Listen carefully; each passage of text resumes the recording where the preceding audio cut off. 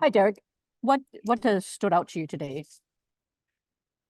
Yeah, just what we wanted to get accomplished. A lot of it was concept based.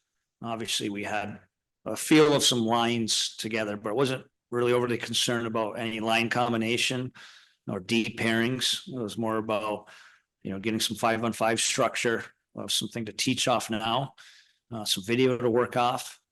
Same thing with our special teams, very valuable reps, and 4-on-4 and 3-on-3 is valuable. And we're always looking to get that introduced into the camp. And last year we kind of came up with this 3-period structure, and it was extremely valuable for us.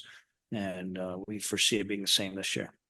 How helpful do you think or for the coaching staff of these days been just with Vladimir Tarasenko is a known quantity, but nonetheless, just seeing how he kind of fits in and what he can do for you guys? Yeah, we hope. Again, I think it'll be fluid. Our line combinations, had him bounced around a couple different lines.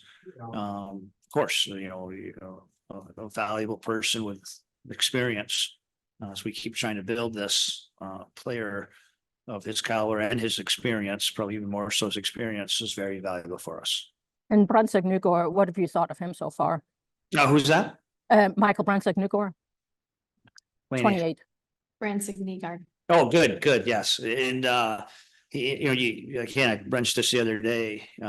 He still battles with the language barrier, which is real. And I think North America hockey is a little bit of an adjustment, a little more time and space, probably what he's used of. But I thought he did very well, improved as the camp went on, and obviously he'll get some preseason games here, be important. Thanks. Millsy? News, you touched on this a little bit, but I know still the entire preseason to go through and work out some kinks, but are you pleased where the team is in line of where the process is and where you want it to be in terms of structure and systems? Yep, very happy with it.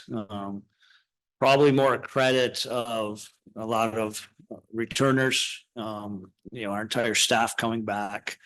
I was actually very happy with where we were introducing some of our structure. And we'll get a chance, full practice on Tuesday before we get our exhibition, to touch on some of that structure and process again. Thank you. Max Boltman? Yeah, Derek, what was your impression of Carter all week, but particularly today? I know you've coached him in the past at some USA events. Who was that again? Carter Mazer. I'm a huge Carter fan. I have some experience with. I apologize. The volume's not great coming off from the Zoom here. I'm a big fan of Carter. I feel I know his game a little bit. Obviously, experiencing him at World Championships a couple of years ago with his time in Denver. Unfortunately, probably can't appreciate how much you lose with him missing as much training camp as he did last year, especially coming into his rookie year. And obviously he did his work over the summer. You're probably asking because he's been noticeable through camp, especially noticeable today. So I think a very good start to camp for him. And then Sheldon Dries is kind of one of those guys who's bounced different organizations, but he's obviously good day today. What have you noticed from him this week? Well, Sheldon was my captain in junior. I've been chasing him down in pro hockey here for about 8 years now. Finally got a GM to bite on it, but in a good way. I really appreciate the player, appreciate the human being. He adds that depth. Obviously, I would be extremely comfortable in a call-up situation anytime. You can trust him at center, you can trust him in the wing. Obviously, you can trust him in every special team situation, which you saw today.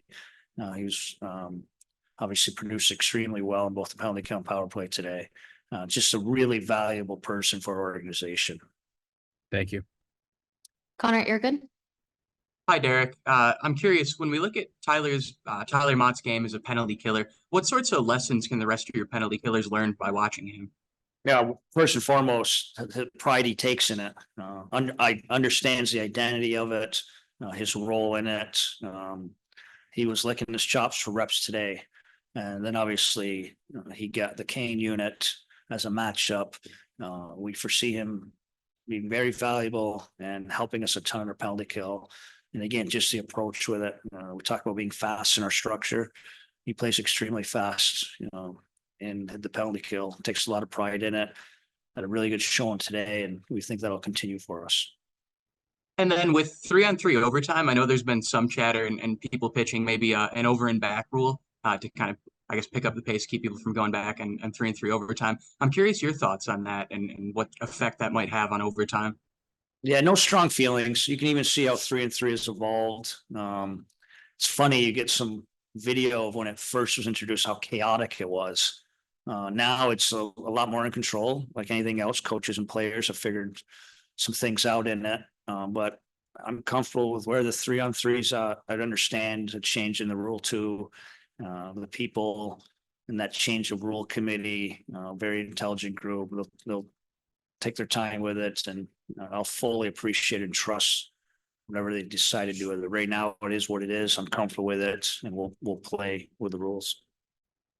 And then lastly, with David Perron leaving the organization, it seems like there's an alternate captain spot open. I'm curious, do you have a timeline for when you're going to fill that position? And I guess what qualities are you looking for? Nope. I think this might give an opportunity to evaluate all of our with an open spot, if you will. But we ask guys to lead, whether they wear a letter or not wear a letter. We've done a really good job inside that locker room of building our leadership core. It looks many different guys into it. So no rush on that by any means. And we'll probably take a look at a lot of different things. A couple of emerging special players in Sider and Raymond, obviously some nice free agents.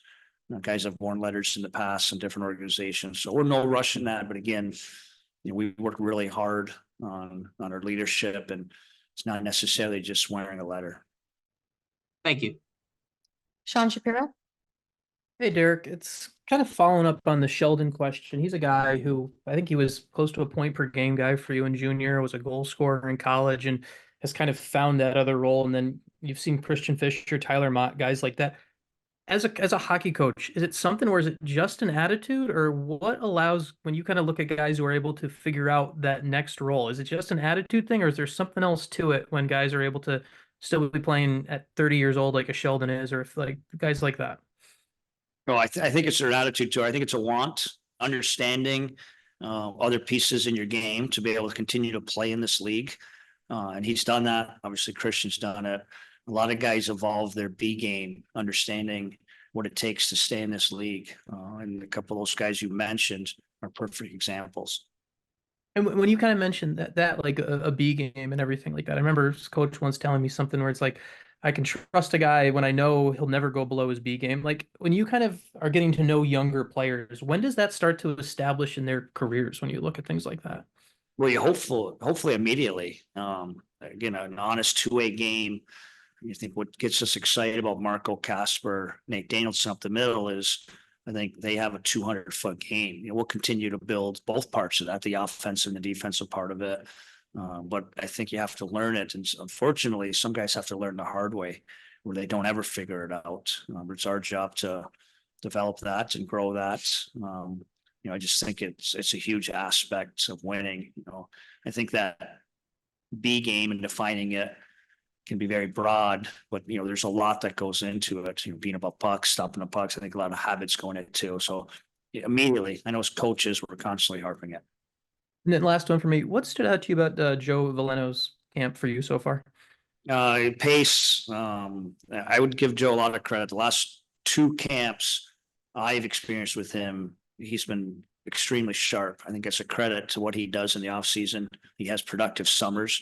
And now we're just look for him to build off that, be a little more consistent. His last two seasons have seemed very similar in that he's had great starts into his season. It's kind of tailed off as it went on. That'll be our job and his job and our goal to find a little more consistently throughout 82 games this year. Thank you very much. Sam Stockton. Alex DeBrincat got the goal right away tonight. And he has talked a little bit about wanting to find more consistency with the scoring this season. From your perspective, beyond just getting the right puck luck, what could be a path to that for him?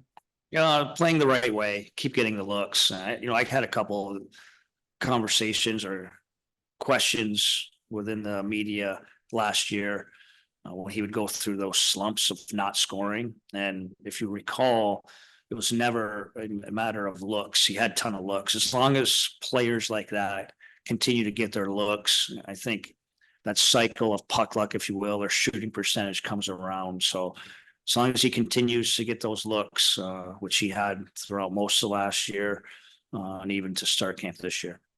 Mhm. And you've talked about the importance of defending for Jonathan Berggren. Obviously, just a small sample today, but what did you see from him on that front today? Yeah, still going to be work in progress. Again, those guys that have offensive IQ, those guys that want to produce offense their entire career.